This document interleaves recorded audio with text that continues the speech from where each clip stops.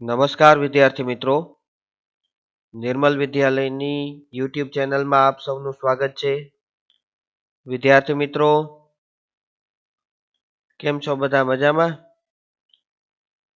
આજના આ વિડિયો લેક્ચરના માધ્યમથી આપણે વિષય કોમ્પ્યુટર ધોરણ 9 પાઠ નંબર 9 શબ્દ પ્રક્રિયકનો પરિચય તે પાઠ ભણવાનો છે.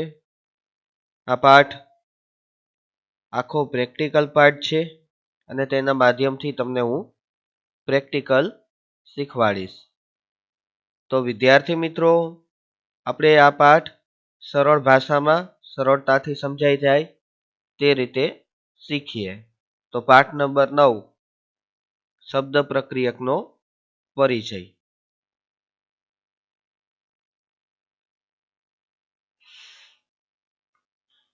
સૌથી પહેલા શબ્દ પ્રક્રિયા અને શબ્દ પ્રક્રિયક આ બંને શું છે તે આપણે સમજીએ સહેલાઈથી. તો માહિતી લખેલો કાગળ હોય એટલે કે કોઈ પણ ડોક્યુમેન્ટ, પછી ભલે એ પત્ર, અહેવાલ, નિબંધ, હસ્તપ્રત, કાયદાના પત્ર, પુસ્તકો વગેરે વિવિધ સ્વરૂપે રહેલા દસ્તાવેજ છે. અહીંયા દસ્તાવેજ એટલે મકાન દુકાનના કાગળ નહીં, આપણી કોઈ સંપત્તિના કાગળ નહીં, એની એકની વાત નથી, પણ કોઈ પણ પ્રકારની માહિતી લખેલો કાગળ હોય તેને દસ્તાવેજ કહેવાય. દસ્તાવેજ એટલે અંગ્રેજીમાં તેને ડોક્યુમેન્ટ આપણે કહીએ. કોઈ પણ માહિતી લખી હોય, પત્ર લખ્યો હોય, અહેવાલ લખ્યો હોય, નિબંધ લખ્યો હોય, કોઈ પણ હોય, વિવિધ સ્વરૂપે રહેલા આ દસ્તાવેજો ઉપર પણ વિવિધ પ્રકારની શબ્દ પ્રક્રિયા કરવાની જરૂર પડે, કારણ કે ખાલી માહિતી લખેલી હોય તો એનાથી કાંઈ થાય નહીં, પણ એની ઉપર લખ્યા પછી સુધારા વધારા કરવા પડે, ફોર્મેટિંગ કરવું પડે. તો આવું બધું તમે જે કરો છો, કલર આપો, તો એને શબ્દ પ્રક્રિયા કરી કહેવાય. શબ્દ પ્રક્રિયા એટલે શબ્દ પ્રક્રિયામાં સહાયક સોફ્ટવેરના ઉપયોગ દ્વારા દસ્તાવેજ તૈયાર કરવાની કામગીરી. તો શબ્દ પ્રક્રિયા કેવી રીતે થાય? તો કે કોઈ સોફ્ટવેર છે, તો તે સોફ્ટવેરની અંદર તમે દસ્તાવેજ, કોઈ ડોક્યુમેન્ટ તૈયાર કરો છો, તો એ દસ્તાવેજ તમે તૈયાર કરો છો એ પણ એક પ્રકારની શબ્દ પ્રક્રિયા કરી કહેવાય છે. દસ્તાવેજ તૈયાર કરવા એટલે લખાણને ટાઈપ કરવું, તેમાં સુધારા વધારા કરવા, તેને યોગ્ય રીતે સજાવવું, સાચવવું, પાછું મેળવવું, તેમજ જરૂરિયાત પ્રમાણે છાપવું એટલે કે પ્રિન્ટ કરવું, આ બધા કાર્ય છે તે શબ્દ પ્રક્રિયા તરીકે ઓળખાય છે. વર્ડ પ્રોસેસિંગ શબ્દની શોધ IBM કંપની દ્વારા 1960માં કરવામાં આવી. ત્યારબાદ 1970માં માઇક્રોસોફ્ટ કંપનીનું માઇક્રોસોફ્ટ વર્ડ સ્ટાર એ સૌથી વધુ વપરાતું વર્ડ પ્રોસેસિંગ સોફ્ટવેર હતું. બરોબર? તો IBM કંપની દ્વારા 1960માં વર્ડ પ્રોસેસિંગ શબ્દની શોધ થઈ અને 1970માં અત્યારે પણ તમે જોવો તો મોટા ભાગે કોમ્પ્યુટરની અંદર, લેપટોપની અંદર તમે જે વર્ડ પ્રોસેસિંગ સોફ્ટવેર વાપરો છો તે માઇક્રોસોફ્ટ કંપનીનું હોય છે. મોટા ભાગે, બધાયમાં હોય છે એમ નથી કહેતો, પણ મોટા ભાગે માઇક્રોસોફ્ટ વર્ડ 2007, 2010, 2013, 2016, 2019 જેવું લોકોનો ઉપયોગ તેવું લોકો વાપરતા હોય. તો 1970માં પણ માઇક્રોસોફ્ટ કંપનીએ આ વર્ડ સ્ટાર શોધ્યું હતું. બરોબર? ઘણા બધા અન્ય વર્ડ પ્રોસેસિંગ સોફ્ટવેર હતા જ, જેવા કે વર્ડ પરફેક્ટ, તેમજ ઓપન સોર્સ કક્ષાનું ઓપન ઓફિસનું રાઇટર, લિબર ઓફિસનું રાઇટર, એબી વર્ડ, કે વર્ડ વગેરે પણ અસ્તિત્વમાં હતા. વેબ આધારિત શબ્દ પ્રક્રિયકો પણ અત્યારે શક્ય છે, જેમ કે ઓફિસ વેબ એપ્સ અને ગૂગલ ડોક્સ એટલે ગૂગલ ડોક્યુમેન્ટ્સ વગેરે નવા પ્રકારની સોફ્ટવેર સુવિધાઓ છે. બરોબર. તો આ અત્યારની આધુનિક લેટેસ્ટ સુવિધા છે જેના માધ્યમથી ઓનલાઈન જ તમારે ડોક્યુમેન્ટ બનાવવાનું રહે અને ઓનલાઈન એને સેવ કરી દેવાનું રહે. એનો ફાયદો એ થાય કે તમે તમારા ગૂગલ ડ્રાઈવની અંદર જ ગૂગલ ડોક્યુમેન્ટનો ઉપયોગ કરીને કોઈ પણ વર્ડ પ્રોસેસર દ્વારા, મતલબ કે ગૂગલ ડોક્યુમેન્ટ વર્ડ પ્રોસેસર દ્વારા કોઈ પણ ફાઇલ બનાવી તો એ ગૂગલ ડ્રાઈવમાં સેવ રહેશે. પછી તમારા કોમ્પ્યુટર કદાચ ફોર્મેટ લાગી જાય, કોમ્પ્યુટર બંધ થઈ જાય તો એમાં પણ કાંઈ પ્રોબ્લેમ થાય નહીં. તો એ તમારું ડોક્યુમેન્ટ જે છે એ તો ગૂગલ ડ્રાઈવમાં સેવ જ છે, એટલે એને તમારે કાંઈ કરવું પડે નહીં. આપણી કોઈ પણ ડોક્યુમેન્ટ હોય તે એકદમ સુરક્ષિત રહે. શબ્દ પ્રક્રિયાની જરૂર ક્યારે પડી ભાઈ?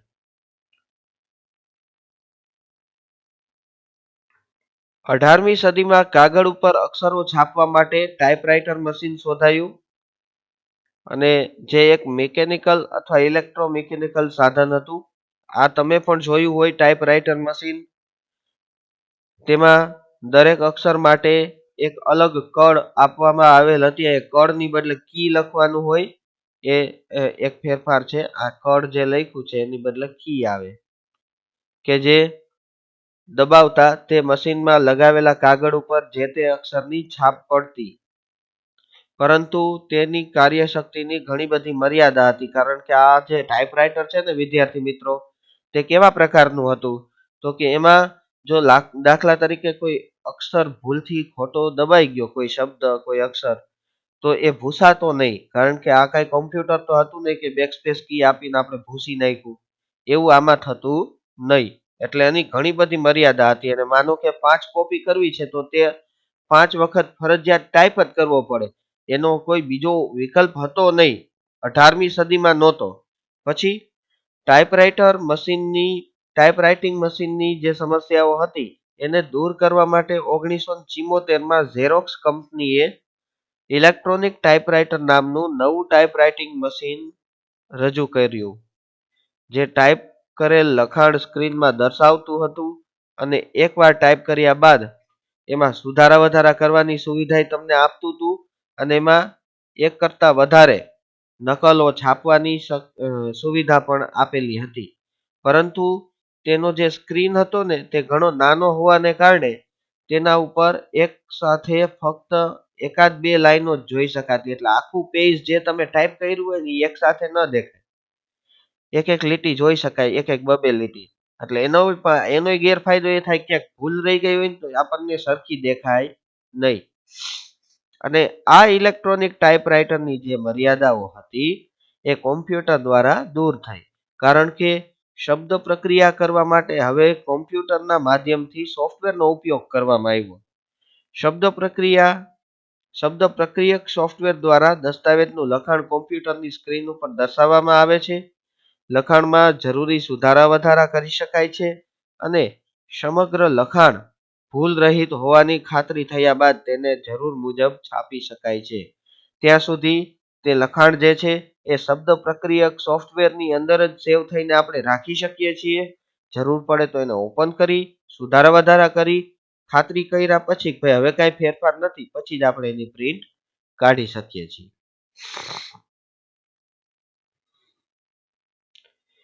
છેલ્લા 2 દાયકાઓથી મોટાભાગના આધુનિક શબ્દ પ્રક્રિયકો ગ્રાફિકલ યુઝર ઇન્ટરફેસનો ઉપયોગ કરે છે, જેના દ્વારા એ જેવું તમે જુઓ છો તેવું જ તમે પામશો. એટલે કે અંગ્રેજીમાં એને એવું કહી શકાય, what you she is what you get. વિદ્યાર્થી મિત્રો, આ જે છે એ ગ્રાફિકલ યુઝર ઇન્ટરફેસની અંદર જ તમને જોવા મળે કે જેવું તમે કોમ્પ્યુટરમાં જોવો છો એવી જ તમને કાગળ ઉપર એની પ્રિન્ટ મળે છે. ડોઝ જેવું નહીં.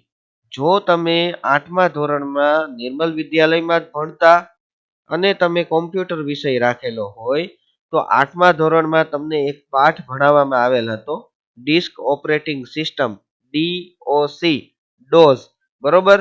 તો આ જે છે DOC નહીં પણ DOS, ડોઝ. તો આ ઓપરેટિંગ સિસ્ટમમાં એવું થતું કે તમને દેખાય શું અને કાગળ ઉપર પ્રિન્ટ કાઢો તો પણ શું આવે. અને એવી જ રીતે એક પાઠ 8મા ધોરણમાં તમે ભણેલા હતા, HTML. એમાં તમે લખો જાજુ બધું ત્યારે આવે એક જ લીટી. તો એ પ્રકારનું નહીં, તમને સ્ક્રીન ઉપર જેવું દેખાતું હોય એવું જ તમને કાગળ ઉપર જોવા મળે. ટૂંકમાં શબ્દ પ્રક્રિયક એ એક કરતા વધુ સંબંધિત પ્રોગ્રામ ધરાવતું એક એવું સક્ષમ સોફ્ટવેર છે કે જેના મારફત ઈચ્છા અનુસાર લખાણ એટલે કે અક્ષર, છબીઓ એટલે ઇમેજ, ફોટા અને આકૃતિઓ એટલે ગ્રાફ્સ ના સંયોજનથી વિવિધ પ્રકારના દસ્તાવેજ તૈયાર કરી શકાય છે. અહીંયા દસ્તાવેજ એટલે મકાન દુકાનના કાગળ નહીં, ફરી એકવાર કહું છું, આપણી જે આર્થિક સંપત્તિ હોય એના જે કાગળ હોય એ નહીં. દસ્તાવેજ એટલે ડોક્યુમેન્ટ. કોઈ પણ કાગળ માહિતીથી લખ્યો હોય, પછી ભલે એ તમારા 6 માસિક પરીક્ષાનું પેપર જ હોય તો એને પણ દસ્તાવેજ કહેવાય. બરોબર. હવે વાત આવે છે ઓફિસ સ્યુટ કોને કહેવાય ભાઈ? તો ઓફિસ સ્યુટ એ શબ્દ પ્રક્રિયા, ડેટાબેઝ સંચાલન, રજૂઆત, વિસ્તાર પત્રક તૈયાર કરવા તેમજ આવા અન્ય ઉપયોગ માટે જરૂરી એવા સંબંધિત પ્રોગ્રામનો સમૂહ એને ઓફિસ સ્યુટ કહેવાય. ઓફિસ સ્યુટ માત્ર માઇક્રોસોફ્ટ વર્ડનું વર્ડ, એક્સેલ, પાવર પોઈન્ટને કહેવાય એવું નથી. ઓફિસ સ્યુટ બીજા ઘણા બધા કંપનીએ બનાવેલા હોય છે. જેમ કે અહીંયા આપણે આ પાઠની અંદર જે ઓફિસ સ્યુટ જોવાનું છે તે ઓપન ઓફિસના ઉપયોગી સોફ્ટવેરમાં આપણે જોવાનું છે. ઓપન ઓફિસ જોવાનું છે. બરોબર. તો એમાં શબ્દ પ્રક્રિયા માટે રાઇટર એટલે કે જેમ આપણે વર્ડ 2007 નો ઉપયોગ કરીએ છીએ એની બદલે રાઇટરનો ઉપયોગ કરી શકીએ. વિસ્તાર પત્રક બનાવવા માટે કેલ્સી, આપણે એક્સેલ વાપરતા શીટ બનાવવા માટે એમાં કેલ્સી આવશે. રજૂઆતો તૈયાર કરવા માટે આપણે પાવર પોઈન્ટ વાપરતા તો અહીંયા આપણે ઇમ્પ્રેસ વાપરવાનું છે. અને ડેટાબેઝ સંચાલન માટે બેઝ એટલે કે એ તમે ન જ ભણ્યા હોય એ 11મા ધોરણમાં આવે છે બેઝ. આમ જોવા જાય તો જો તમે માઇક્રોસોફ્ટ ઓફિસનું ઓફિસ સ્યુટ વાપરતા હોય તો એક્સેસ આવે, એમાં બેઝ આવશે. અને આકૃતિઓ દોરવા માટે ડ્રો આવશે. આ એક નવો સોફ્ટવેર અલગ થઈ જશે કારણ કે આકૃતિ દોરવા માટે આપણને માઇક્રોસોફ્ટ ઓફિસ તરફથી એકેય સોફ્ટવેર મળતો નથી, પણ એની જગ્યાએ આપણે આમાં ડ્રોનો ઉપયોગ કરી શકીએ છીએ. આમ નોર્મલી આપણે પેઇન્ટ પ્રોગ્રામમાં કામ કરતા હોય એની બદલે આમાં ડ્રો આવે. ઓફિસ સ્યુટના કોઈ પણ સોફ્ટવેર દ્વારા તૈયાર કરાયેલ ફાઇલ MS ઓફિસ અને એના જેવા અન્ય ઓફિસ સ્યુટ મારફતે ખોલી તેમાં સુધારા વધારા કરી શકાય છે. એ જ રીતે MS ઓફિસ કે અન્ય ઓફિસ સ્યુટમાં જે કાંઈ ફાઇલ તૈયાર કરી હોય એ આપણે ઓપન ઓફિસ સ્યુટના મારફતે ઓપન કરી અને એમાં સુધારા વધારા કરી શકીએ છીએ. એટલે MS ઓફિસ, ઓપન ઓફિસ અને એના જેવા અન્ય ઓફિસ સ્યુટ છે એ એકબીજાને કેમ્પેટેબલ છે. એકબીજાની ફાઇલો એકબીજાને ઓપન કરી સુધારો વધારો કરવાની અનુમતિ આપે છે. બરોબર. ત્યાર પછી આપણે આગળનો મુદ્દો જોઈએ. વિદ્યાર્થી મિત્રો, રાઇટર શબ્દ પ્રક્રિયક આપણે ચાલુ કઈ રીતે કરશું? બરોબર. તો રાઇટર શબ્દ પ્રક્રિયક ચાલુ કરવાની બે રીત છે. એ હું તમને ઝડપથી કહી દઉં છું કે રાઇટર એ ઓપન ઓફિસ સ્યુટનો એક ભાગ છે, હિસ્સો છે. તે શબ્દ પ્રક્રિયક પ્રકારનું સોફ્ટવેર છે જે શબ્દ પ્રક્રિયા માટેની લગભગ તમામ લાક્ષણિકતાઓ ધરાવે છે. આ સાથે જ વિદ્યાર્થી મિત્રો, ઓપન ઓફિસનું રાઇટર ચાલુ કરવાની બે રીત થાય. પણ એ બે રીતમાં આપણને અહીંયા જે પહેલી રીત કીધી છે એ આપણને નહીં લાગુ પડે કારણ કે એમાં આપણને એપ્લિકેશન મેનુ, એની અંદરથી ઓફિસ અને એની અંદરથી openoffice.org વર્ડ પ્રોસેસરમાં જવાનું કહે છે. પણ ત્યાં આપણે જવાનું થશે નહીં કારણ કે આ કોને લાગુ પડશે? જો તમે લિનક્સ ઓપરેટિંગ સિસ્ટમ વાપરતા હોય તો. બરોબર. પણ આપણી પાસે લિનક્સ ઓપરેટિંગ સિસ્ટમ અવેલેબલ નથી અત્યારે, તમારે એનો ઉપયોગ કરવાનો નથી. એ તમારે ઉપયોગ કરવાનો આવશે પાઠ 5, 6, 7, 8, 9માં. પાઠ 5, 6, 7 અને 8માં. બરોબર. અત્યારે આપણે આ 9મો પાઠ ભણીએ છીએ એટલે એની અંદર એનો ઉપયોગ છે નહીં. તો આપણે ઓપન ઓફિસ ચાલુ કઈ રીતે કરી શકશું? આ તો એપ્લિકેશન મેનુ, આપણે આ તો વિન્ડોની અંદર એપ્લિકેશન મેનુ જ ન આવે તો કઈ રીતે ચાલુ કરી શકીએ એ હું તમને સમજાવી દઉં. કે સૌથી પહેલા તો એક વાત એ કે ઓપન ઓફિસ નોર્મલી બધાયના કોમ્પ્યુટરની અંદર હોતું નથી. આ એક વાત સમજજો. જો તમારા ઘરે કોમ્પ્યુટર કે લેપટોપ છે અને તમારે ઓપન ઓફિસનો ઉપયોગ કરવો છે તો એને ફરજિયાત તમારે નેટ ઉપરથી ડાઉનલોડ કરવું પડે. જો તમે નેટ ઉપરથી ડાઉનલોડ કરેલું હોય તો તમે એને ઉપયોગ કરી શકો. બરોબર, અત્યારે આપણી પાસે છે તો એને ચાલુ કરવાની બે રીત છે. ઓપન ઓફિસનું રાઇટર ચાલુ કરવાની પણ બે રીત છે. એમાંની પહેલી રીત છે સ્ટાર્ટ મેનુ, એમાંથી ઓલ પ્રોગ્રામ્સ, એની અંદરથી અહીંયા ઓપન ઓફિસ .org 3.3 અને એમાં આપણને આખું લિસ્ટ આપ્યું હોય એમાંથી ઓપન ઓફિસ .org રાઇટર ઉપર આપણે ક્લિક કરવાનું રહે. બરોબર, એટલે આ પ્રકારનું રાઇટર જે છે એ આપણી સ્ક્રીન ઉપર આપણને જોવા મળી જાય છે. ફરી એકવાર સમજાવું છું. Start menu, all programs, scroll bar અહીંયા આપેલો હોય એ ફેરવીને નીચે જવાનું ઓપન ઓફિસ .org 3.3. હવે તમને એમ થશે સર 3.3 શું કામ, બીજા ઘણા બધા વર્ઝન આવે છે. તો તમને જે વર્ઝન ગમે તે તમે નેટ ઉપરથી ડાઉનલોડ કરીને કમ્પ્યુટરમાં પ્રસ્થાપિત એટલે કે ઇન્સ્ટોલ કરી શકો. પણ આ 3.3 નું વર્ઝન આપણા પુસ્તક સાથે ઘણી બધી બાબતમાં સામ્યતા ધરાવે છે. એટલા માટે આપણે 3.3 નું વર્ઝન વાપરીએ છીએ. બરોબર, એટલે અહીંયા જઈને ઓપન ઓફિસ .org રાઇટર લઈ લેવાનું રહેશે. બીજી એક રીત એ છે કે જો ડેસ્કટોપ ઉપર પણ આપણને અહીંયા શોર્ટકટ આપેલું છે ઓપન ઓફિસ .org નું, તો એની ઉપરથી તમે ડબલ ક્લિક કરો. હવે ડબલ ક્લિક કરશો એટલે જે ખુલ્લું તો એનાથી સાવ અલગ જ ખુલે. હવે એમાં માટે અહીંયા આપણે ટેક્સ્ટ ડોક્યુમેન્ટ લઈ લેવાનું. આમાં તમને ચોખવટ નહીં પાડી હોય કે રાઇટર.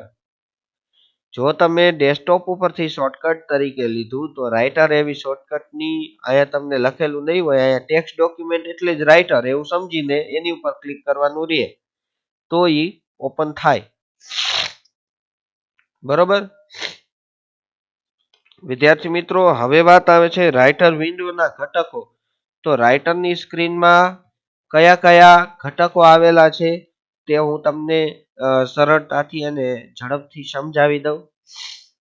તો સૌથી ઉપરનો પેલો જે બ્લુ કલરનો બાર આવે રાઇટરમાં, સૌથી ઉપરનો બ્લુ કલરનો જે તમને બાર જોવા મળે છે વિદ્યાર્થી મિત્રો, તેને ટાઇટલ બાર કહેવાય.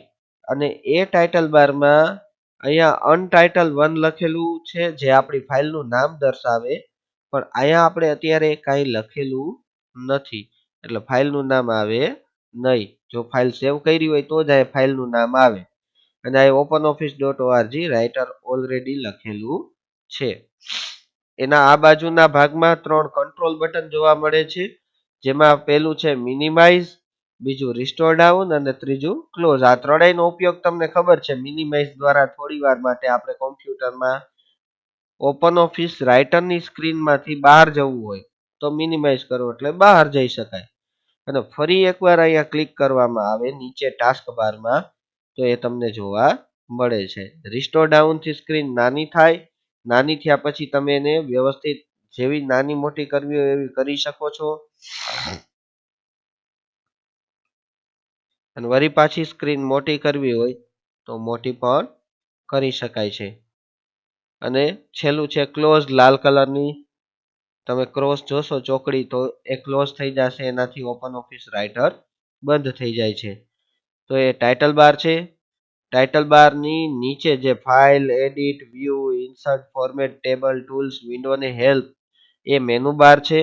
મેનુ બારની નીચે જે બાર આપેલો છે એને સ્ટાન્ડર્ડ ટૂલ બાર કહેવાય છે. અને સ્ટાન્ડર્ડ ટૂલ બાર એટલે આવડો આ બાર થશે ઉપરનો મેનુ બારની તરત પછીનો. અને એની નીચેનો જે બાર છે સ્ટાન્ડર્ડ ટૂલબારની નીચે ફોર્મેટિંગ ટૂલબાર આપેલો છે. ફોર્મેટિંગ ટૂલબાર પછી અહીંયા તમને જે આ 1 2 3 4 લખેલું છે એને રૂલર બાર કહેવાય. રૂલર બાર પણ બે પ્રકારની આવે છે. આડી રૂલર બારને હોરિઝોન્ટલ રૂલર બાર કહેવાય, ઊભી રૂલર બારને વર્ટિકલ રૂલર બાર કહેવાય. આવી બે રૂલર બાર આવે. આને આપણે નો જોતી હોય તો ઓન ઓફ પણ કરી શકાય. રૂલર બાર પછી નીચે જે આવે છે અહીંયા તમને page 1 of 1, default language English એ કાંઈ બતાવે છે એ સ્ટેટસ બાર છે. અને આ બાજુના ભાગમાં તમને જે પેજની પેજને ઉપર નીચે ખસેડવા માટે સ્ક્રોલ બાર આપેલો હોય છે. સ્ક્રોલ બાર પણ બે પ્રકારના છે. ઊભા સ્ક્રોલ બારને વર્ટિકલ સ્ક્રોલ બાર કહેવાશે અને આડા સ્ક્રોલ બારને હોરિઝોન્ટલ સ્ક્રોલ બાર કહેવાશે. હવે સ્ક્રોલ બારનો ઉપયોગ શું હોય વિદ્યાર્થી મિત્રો? તો કે જ્યારે એક સ્ક્રીનમાં બધું લખાણ નથી સમાતું અથવા લખી તો લીધું છે પણ લખેલા લખાણને આખું જોવું કઈ રીતે? તો પેજને ઉપર નીચે ફેરવીને આપણે જોઈ શકીએ છીએ અથવા ડાબેથી જમણી બાજુ ખસેડીને આપણે જોઈ શકીએ છીએ. એટલા માટે આપણને સ્ક્રોલ બાર આપેલો હોય છે. હવે વાત આવે છે મેનુ બાર ઉપર આવેલા વિવિધ મેનુની ચર્ચા કરવાની છે વિદ્યાર્થી મિત્રો. તો જેમાં આપણને ફાઇલ મેનુ જોવા મળે છે. ફાઇલ મેનુ ઉપર ફાઇલને લગતા કામ કરવા માટે આખા દસ્તાવેજને અસર કરે તેવા વિકલ્પો આપવામાં આવે છે. જેમાં new, open, save as, print આ પ્રકારના બધા વિકલ્પો છે. એડિટ મેનુની વાત કરીએ તો એડિટ મેનુ દસ્તાવેજમાં જરૂરી સુધારા વધારા કરવા માટેના વિકલ્પો ધરાવે છે. જેમાં cut, copy, paste, undo, redo, find, replace આવા બધા પ્રકારના ઓપ્શનો ધરાવે છે. જે આગળ જેમ આપણી જરૂરિયાત આવશે તેમ આપણે જોવાના રહેશે.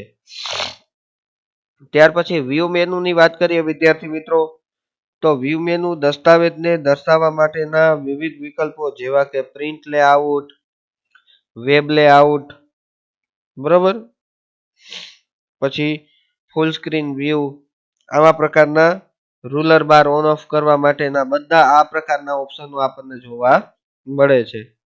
દસ્તાવેજમાં કોઈ પણ પ્રકારની વસ્તુ કે ચિત્ર, ધ્વનિ, આકૃતિ, પૂર્વટીપ એટલે હેડર એટલે પેજની ઉપરનો ભાગ થાય અને ફૂટર એટલે પેજની નીચેનો ભાગ થાય.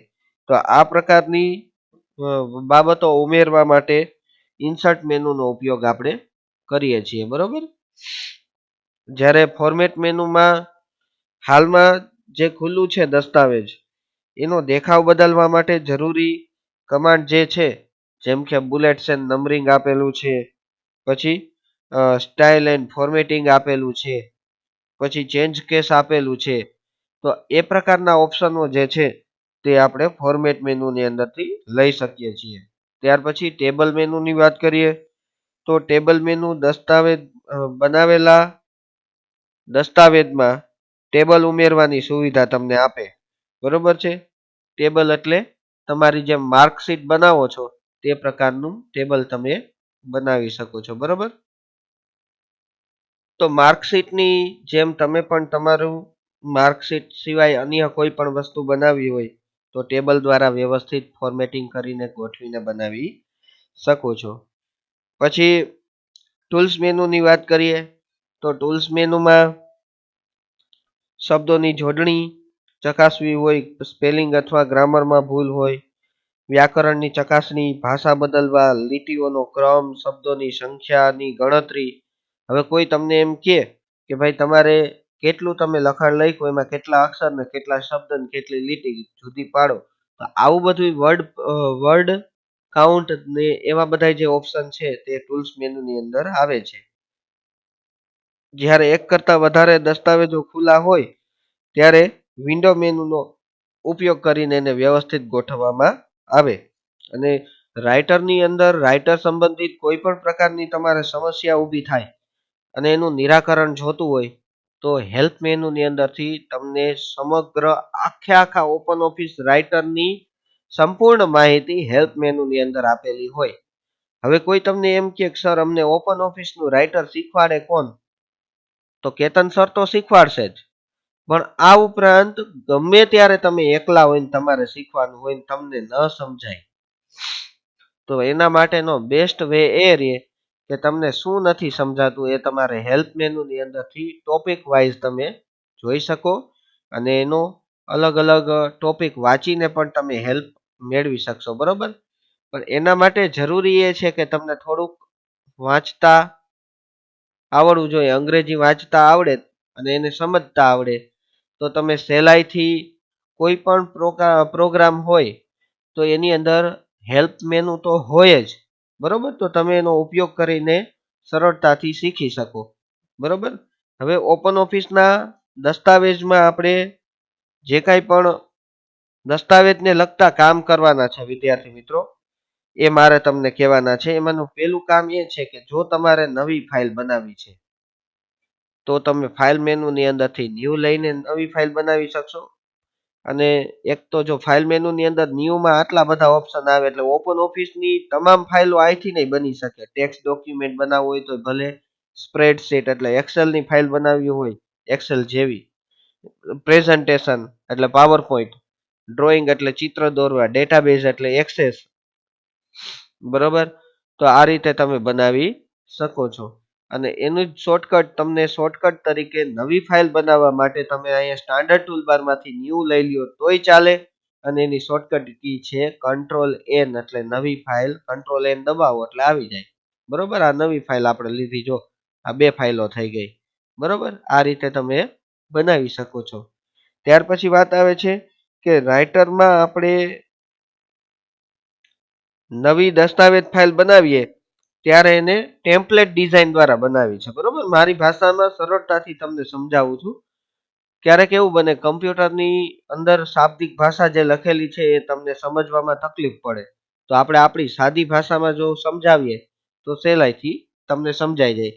તો ટેમ્પલેટ એટલે ડિઝાઇન વાળું એક પેજ, અગાઉથી તૈયાર કરેલું ડિઝાઇન વાળું પેજ, એને ટેમ્પલેટ કહેવાય. તો એવું બનાવવા માટે આપણે ક્યાં જઈ શકીએ, તો કે ફાઇલ મેનુની અંદર ન્યૂમાં document and template and documents આવશે. એની અંદર જાવ ને એટલે જો માય ટેમ્પલેટ, પ્રેઝન્ટેશન બેકગ્રાઉન્ડ ને પ્રેઝન્ટેશન. પણ યાદ રાખજો વિદ્યાર્થી મિત્રો, અહીંયા આપેલા ટેમ્પલેટ્સ આવશે ખરા, પણ આ ટેમ્પલેટ્સ એકેય રાઇટર માટે નથી. છે ખરા પણ રાઇટર માટે નહીં, એ ઓપન ઓફિસના પ્રેઝન્ટેશન માટે આપેલા છે. એટલે કે જેમ તમે પાવર પોઈન્ટનો ઉપયોગ કરો છો એવી રીતે આમાં ઇમ્પ્રેસ આવે. તો આજે આખો પ્રોગ્રામ ખુલ્યો ને એ અહીંયા તમે નામ જોશો તો ખબર પડશે, openoffice.org ઇમ્પ્રેસ. કલરિંગ પેજ આવે પણ ઇમ્પ્રેસ માટે, રાઇટર માટે નહીં. કોઈ પણ પેજ તમે અહીંથી લઈ શકો છો. ન્યૂમાં જઈને આમાં ઘણા બધા આપેલા હોય, આટલા બધા છે, એમાંથી લઈ શકો. તો આ ટેમ્પલેટ્સ આવે પણ રાઇટર માટે નથી આપણી પાસે.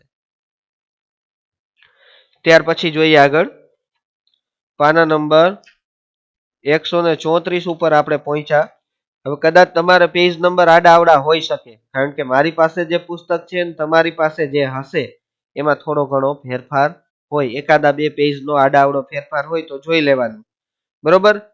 તો હવે આપણે બનાવેલી ફાઇલ, અગાઉ જો કોઈ સેવ કરેલી ફાઇલ હોય ને એને આપણે ખોલવી હોય તો એટલા માટે આપણે ફાઇલ મેનુની અંદરથી ઓપનમાં જઈ શકીએ, અથવા અહીંયા સ્ટાન્ડર્ડ ટૂલબારમાંથી ઓપન ઓપ્શનો લઈ શકીએ, અથવા કંટ્રોલ સાથે ઓ આપી દો એટલે અહીંયા ડાયલોગ બોક્સ ખુલે, એમાંથી તમે તમારી ફાઇલ પસંદ કરીને ઓપન કરી શકો જો બનાવેલી હોય તો, બરોબર.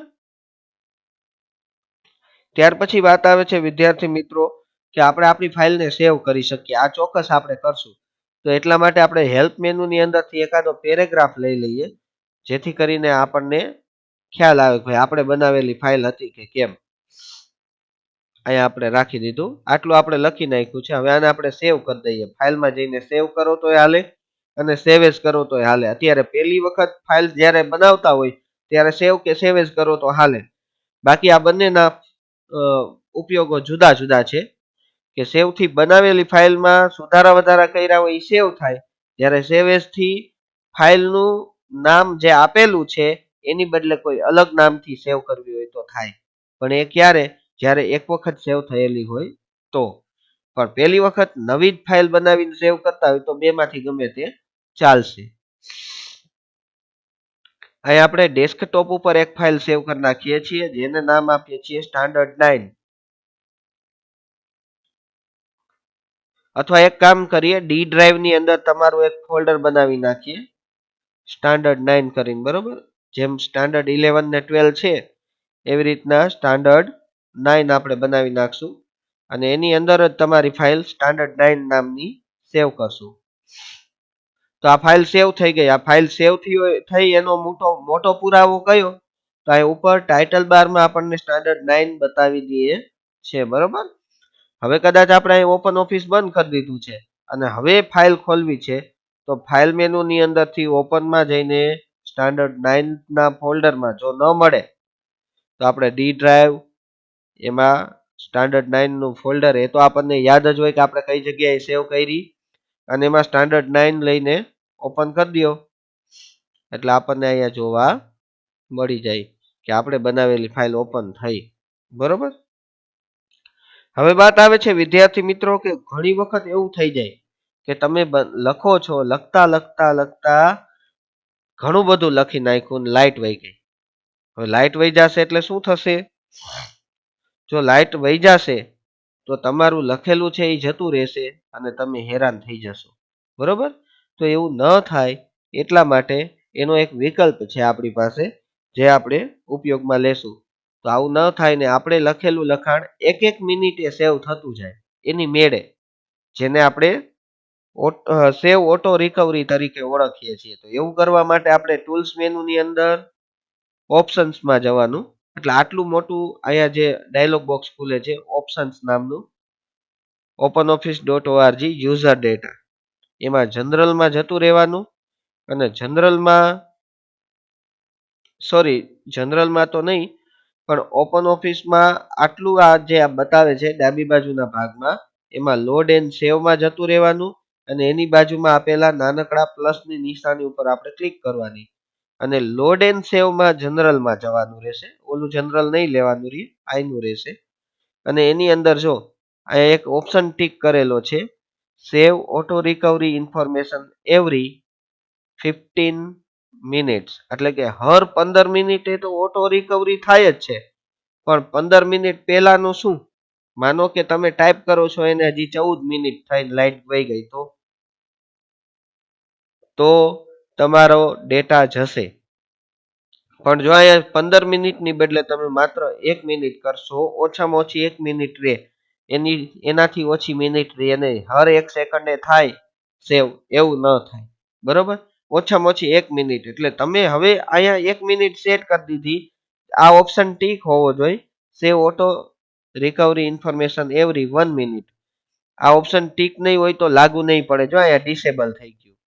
એટલે આ ઓપ્શન ઓન રાખવાનો, ઓકે કરી દેવાનું. એટલે હવે તમારે લખતા લખતા કોઈ ઉપાધિ નહીં.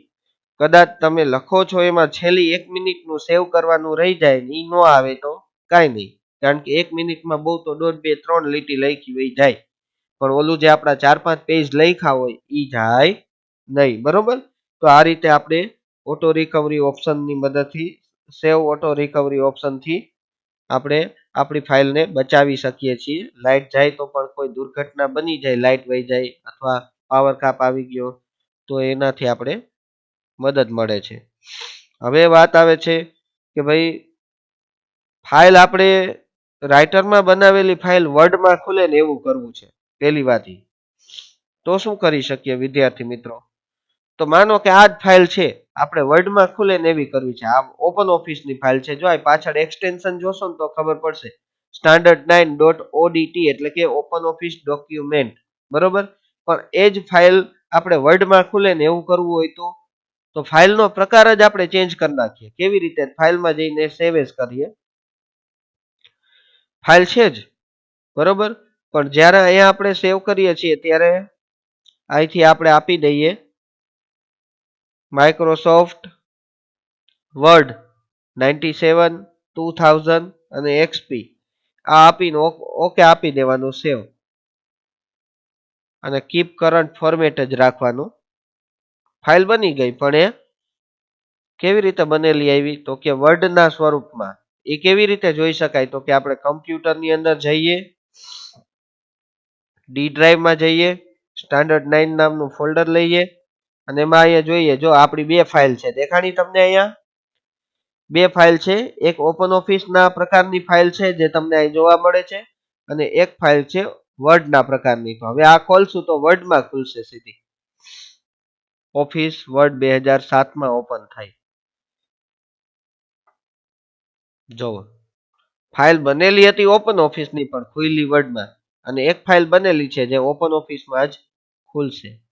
તો આ બે રીતે આપણે ફાઇલ બનાવી કે વર્ડમાં ખુલે એવી રીતે બનાવી શકીએ આપણે અલગ ફોર્મેટમાં, અને ઓફિસમાં પણ ખુલે ઓપન ઓફિસમાં એ રીતે પણ બને. હવે વિદ્યાર્થી મિત્રો વાત આવે છે કે આપણે બનાવેલી ફાઇલ આપણા સિવાય બીજું કોઈ ન ખોલી શકે, એટલા માટે આપણે પાસવર્ડ આપવો છે. તો એના માટે નવી ફાઇલ લઈ લઈએ. નવી ફાઇલમાં ટેક્સ્ટ ડોક્યુમેન્ટ લઈ લઈએ. આવી ગઈ. હવે ટેક્સ્ટ ડોક્યુમેન્ટ આવે એટલે નવી ફાઇલને પાછું આપણે કંઈક થોડુંક લખી નાખીએ, બરોબર. આ મેનુ જે લખેલા છે એ જ આપણે અહીંયા પેસ્ટ કરી દઈએ. હવે આ એકદમ અગત્યનું આપણી ફાઇલનું લખાણ છે એવું આપણે સમજી લેવાનું રહે, બરોબર. એટલા માટે આપણે ફાઇલ મેનુની અંદરથી જ્યારે સેવમાં જઈએ ને વિદ્યાર્થી મિત્રો, ત્યારે અહીંયા જે ડાયલોગ બોક્સ ખુલે છે એની અંદર બરોબર સેવ વિથ પાસવર્ડ આપી દેવાનું રહે. આ ફાઇલનું નામ લખી નાખવાનું, બરોબર. અહીંયા આપણે ફાઇલનું નામ પાસવર્ડ જ આપીએ છીએ કે આ પાસવર્ડ વાળી ફાઇલ છે. જરૂરી નથી કે તમારે એ જ લખવું, બીજું કોઈ પણ નામ આપી શકાય, પણ નામ આપવું જરૂરી. અને હવે સેવ કરો, બરોબર. સેવ કરો ને એટલે તમને પાસવર્ડ પૂછે 2 વખત, તમારે પાસવર્ડ નાખી દેવાનો. અત્યારે આપણે 1 2 3 જ નાખીએ છીએ, બેયમાં એક સરખો જ નાખવાનો, અલગ અલગ નહીં, નહીતર નહીં ખુલે.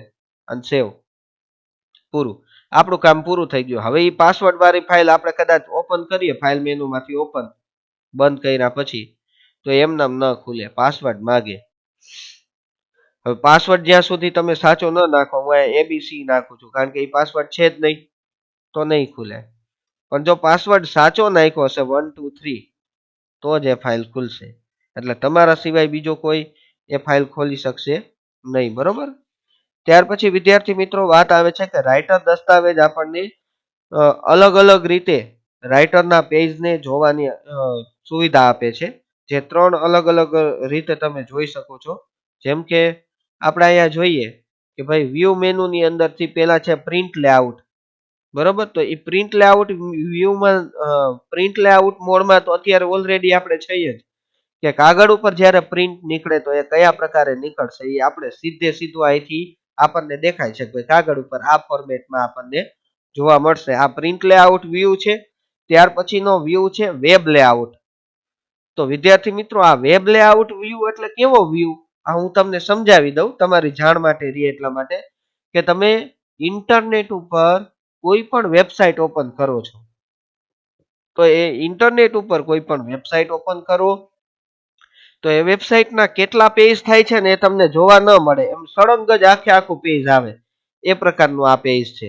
કદાચ આટલું આપણે લખ્યું છે અને આની 4 વાર કોપી કરી નાખીને આપણે કોપી ને પેસ્ટ, તો એમાં ક્યાંય વચ્ચે પેજનો કટકો નહીં થાય. જો તમે આ જોવો, આ સળંગ જ રહ્યું, બરોબર. અત્યારે ભલે તમને વચ્ચે એક લીટી બતાવી દે લીટીના માધ્યમથી અહીંયા, પણ બાકી તમને આ સળંગ જ છે. વેબ પેજમાં તો ઇન્ટરનેટ ઉપર તો ખરેખર જ્યારે તમે કામ કરતા હોય ત્યારે વચ્ચે એવી રીતના બ્લેક લીટી કે કાંઈ આવે જ નહીં, એ સળંગ જ આવે, બરોબર. એટલે એ પ્રકારનું પેજ થયું. અને એક છે ફૂલ સ્ક્રીન વ્યૂ. તો ફૂલ સ્ક્રીન વ્યૂમાં અત્યારે ભલે તમે વેબ લેઆઉટ વ્યૂમાં હોય, પણ જો ફૂલ સ્ક્રીન વ્યૂ એટલે કે એની શોર્ટકટ કી છે કંટ્રોલ શિફ્ટ અને જે, તો એ તમે કરી નાખશો એટલે લખાણમાં ઉપર જે મેનુ ને એવું બધું આવતું હતું એ ન આવે, સીધું સળંગ આખા પેજમાં આપણું લખાણ જ દેખાય. આ વસ્તુને તમે વેબ લેઆઉટની બદલે પ્રિન્ટ લેઆઉટ વ્યૂમાં ચેન્જ કરીને પણ ફૂલ સ્ક્રીન મોડ કરી શકીએ હો, એવું નથી. જો તો આ રીતે આપણને જોવા મળે છે, બરોબર. ત્યાર પછી એક વાત છે, તો એ 3 વ્યૂ તમને પાના નંબર 136 ને 37 ઉપર બતાવ્યા છે. પછી વાત આવે છે કે ભાઈ ફાઇલને બંધ કરવી છે, માત્ર ફાઇલ હો, આખું રાઇટર બંધ કરવાનું નથી કહેતા, માત્ર ફાઇલને જ બંધ કરવી હોય ને વિદ્યાર્થી મિત્રો, તો ફાઇલ મેનુની અંદરથી ક્લોઝમાં જવાનું રહે, બરોબર. તો અહીંથી ખાલી ફાઇલ જ બંધ થાય. પૂછે છે સેવ તમે ફેરફાર કર્યો એ સેવ કરવો છે કે નહીં, તો આપણે અહીંયા સેવ કરવું હોય તો સેવ બટન ઉપર ક્લિક કરવાનું, ન કરવું હોય તો ડિસ્કાર્ડ, એટલે સેવ ન થાય. જે આપણે જાજી બધી કોપી કરી હતી ને એ સેવ ન થાય, બરોબર. અને ફાઇલમાંથી એક્ઝિટ આપી દો, બરોબર. એટલે આખું રાઇટર જ બંધ થઈ જાય. તો એ ફાઇલ મેનુમાંથી એક્ઝિટ આપો તો એ બંધ થઈ જાય, અને છેલ્લે અહીંયા લાલ ચોકડી આપી દો તો પણ આપણું રાઇટર બંધ થઈ જાય. તો આ સાથે વિદ્યાર્થી મિત્રો આપણો પાઠ નંબર 9 શબ્દ પ્રક્રિયકનો પરિચય અહીંયા પૂર્ણ થાય છે. આશા છે આપ સૌને પાઠ સમજાઈ ગયો હશે. તમારે પાઠ પૂર્ણ થઈ ગયો છે એટલે તમારી મારી જવાબદારી પૂરી નથી થતી. જે વિદ્યાર્થીઓના ઘરે કોમ્પ્યુટર લેપટોપ અવેલેબલ હોય એવા વિદ્યાર્થીઓએ ઘરે પ્રેક્ટિકલ કરવાનું ઓપન ઓફિસ નેટ ઉપરથી ડાઉનલોડ કરીને આપણે યુઝ કરી શકશું. બરોબર, તો અહીંયા આપણો આ પાઠ આપણે પૂર્ણ કરીએ છીએ.